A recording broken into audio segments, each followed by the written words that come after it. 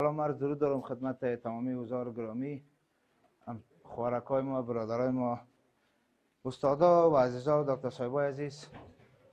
امروز اگرچه ما میخواستم یک پاورپوینت خوب تقدیمتان کنم، خب متاسفانه که کانکت نشد کامپیوتر. اما یک گپ میزنیم بسیار شارت و چون وقت کم داریم و امیدوار هستم که بتانم لحظه ای که با شما هستم خستکن تمام نشود. امروز سر یک مشکل گپ میزنیم به نام جرد است. یس صحیح، این مخفف طبی هست، درست؟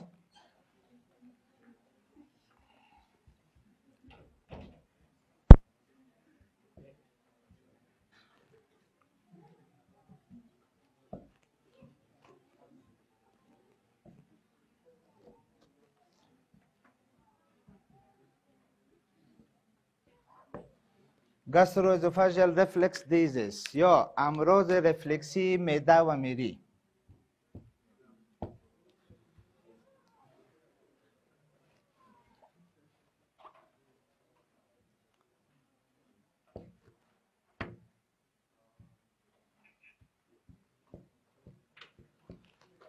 این چه قسم یک مرض است؟ خیلی از افراد عزیزای ما از این مشکل شاید رنج ببرن. مشکلی که محتویات معده عبارت از مرضی است یا مشکلی هست که محتویات یا تمامی از چیزی که ما شما میخوریم روزمره تغذیه میکنیم، بدن ما با تغذیه ضرورت داره، او داخل معده میره و داخل معده وقتی که برگشت کنه به میری، این ما شما برش این نام خطاب میکنیم، درست؟ معده یک شکل بسیار به شکل اگر درست رسم نتونستم شما ببخشند دیگه. این بالا میری هست، در قسمت یک دریچه برش گفته میتونیم. دریچه هست به نام کاردیاک یا این دریچه یک طرفه هست، از میری غذا را اجازه میده طرف پایین به معده و پس دوباره اجازه بالا نمیده، یک طرفه هست. هر مشکلی که باعث شود اینمی دریچه وظایف خود از دست بده یا مشکل خود از دست بده و محتویات معده دوباره به طرف میری برگشت کنه، این ما شما گاستروازوفاژیال رفلکس دیزیز برش میگیم. و هیچ تو به وجود میاد افرادی که از غذاهای سرخ شده و بریان شده استفاده میکنن، افرادی که از نوشیدنی های کافیندار، نوشیدنی های الکلی، نوشیدنی های اسیدی و گازدار استفاده میکنن و افرادی که بسیار پرخور هست. گنجایش معده یا کپاسیتی معده 500 سی سی هست. 500 سی سی. یک سرم خرد خود دیده باشین، با اندازه یک سرم خرد است.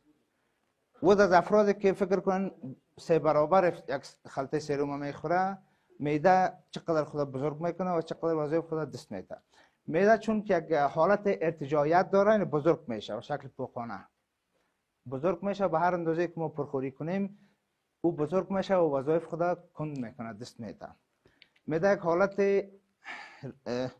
حالت پرستاتیزم داره یا حرکات اشتداری برش میگه، حرکات تموجی به این شکل که غذا را به اون شکل هضم میکنه و سوق میده طرف روده ها.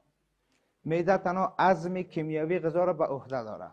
هضم مکانیکی غذا توسط جوف دهن و دندان ها میشه که تو پرچه میکنیم میره پایین و پایین در خود معده هضم کیمیاوی غذا میشه. کنج صفرا و اسیدها و هر گونه افرازاتی که برای هضم کیمیاوی غذا ضرورت هست او را توسط غدواتی که در اونجا موجود هست که از جمله کیسه صفرا هست، پانکریاس هست و خود افرازات خود معده هست. و بنابراین افرادی که علتش چی است؟ علت که مثلا چطور به وجود میاد؟ خب کسایی که غذا میخورن بعد از غذا خوردن حالت طبیعی نشستن خود انجام نمیتن، مثلا درست نمیشن. به فرض مثال کسایی هستن غذا میگیرن قرار خود دراز میکشه سر بالش. این است که معده یک طرفه میشه. وقتی یک طرفه شد سر خود دریچه پیلور یا امی منطقه فشار میاد.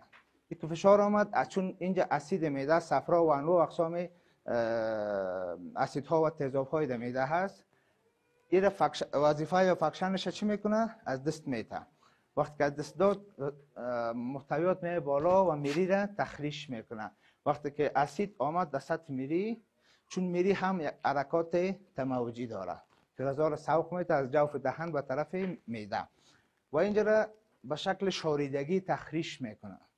وقتی که تخریش کرد، نزد افراد در این منطقه قسمت وسط سینه اینجا استخوان است، مثل دسته شمشیر برید استخوان است، قبرقه ها در او وصل میشه.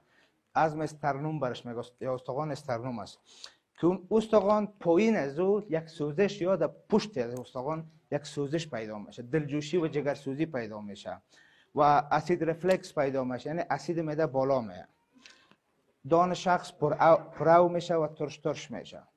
یک از علائمش است.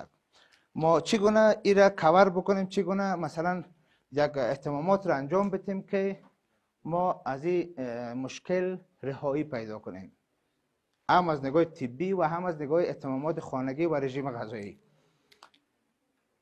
پرهیز از گرفتن غذاهایی که سرخ میشه و بریان میشه. غذای سرخ شده و بریان شده نگیریم. فست فود ها نگیریم. وعده های غذای خود، رژیم غذایی خود.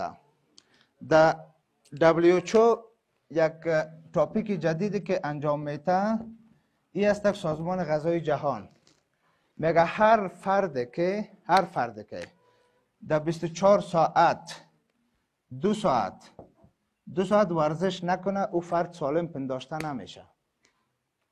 و هر آن فرد که در 24 ساعت 3 وقت غذا بگیره سالم پنداشته نمیشه. برای ما شما ضرور است که هر 3 ساعت بعد یک وعده غذای بسیار سبک بگیریم.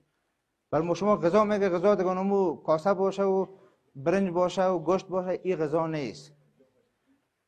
لوبیا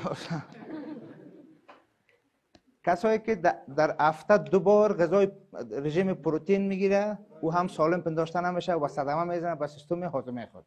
رژیم پروتئین چی است؟ مثلا لوبیا، نخود، عدس و گوشت سرخ، چه گوشت گاو باشه، گوساله، گوسپند. چون که گوشت عظمتش ثقیل هست و ما شما شاید امو دقیقه اعراض خود نشان نده، ولی 1 سال بعد، 2 سال بعد، 6 ماه بعد فرد معدهش از کار مندازه. وقتی که معده از کار هفتاد چی میشه؟ اسید معده سطحش میره بالا. چی ایجاد میشه؟ اندایجشن یا چی؟ سوی هاضمه. عظمیت میشه ضعیف. وقتی که عظمت ضعیف شد، فیصدی خیلی از افراد جامعه ما شما مثلا مقالات جدید میگه که 92.6% مردم افغانستان دچار مشکلات سیستم هاضمه هست. 92.6% خیلی آمار بلند و یک رید لاین است، وارنینگ است برای ما شما. این 92% کل شدید نیست که بستری باشه. من هم امیال دارم، خیلی از افراد شیشتن هم مشکل داره، اما اونا به شکل به اندازه درد ایجاد نمیشه که پیش دکتر مراجعه کنه.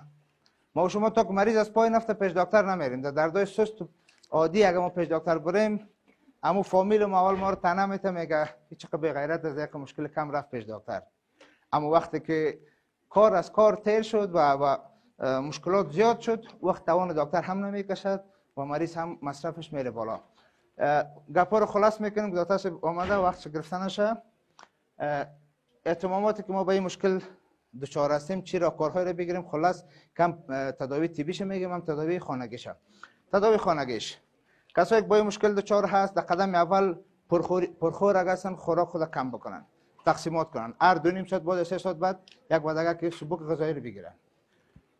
دوم، از رژیم پروتئین من شایسته خودداری بکنن، غذاهای پرچرب نگیرن، غذاهای فست فود استفاده نکنن و غذاهای سرخ شده و بریان شده استفاده نکنن، از قهوه، نوشیدنی های گازدار و همچنان گرفتن چای تلخ، مثلا چای پررنگ جدا خودداری کنه. و در قدم آخر تداوی طبیش برمیگرده به اعراضی که شخص پیشش موجود هست. مثلا یک شخص است میگه من 6 ماه میشه به مشکل دچار هستم، این تداویش با او کسی که مثلا میگه 10 سال ما به مشکل دچار هستم فرق میکنه، یکسان نیست. این تداوی نظر به او تداوی نظر به سایر مرض دکتر تشخیص میکنه مرض چقدر شدت داره، چقدر سایرش طولانی بوده، سایرش کوتاه بوده، بعد از او تداوی خود شروع میکنه. و من الله توفیق.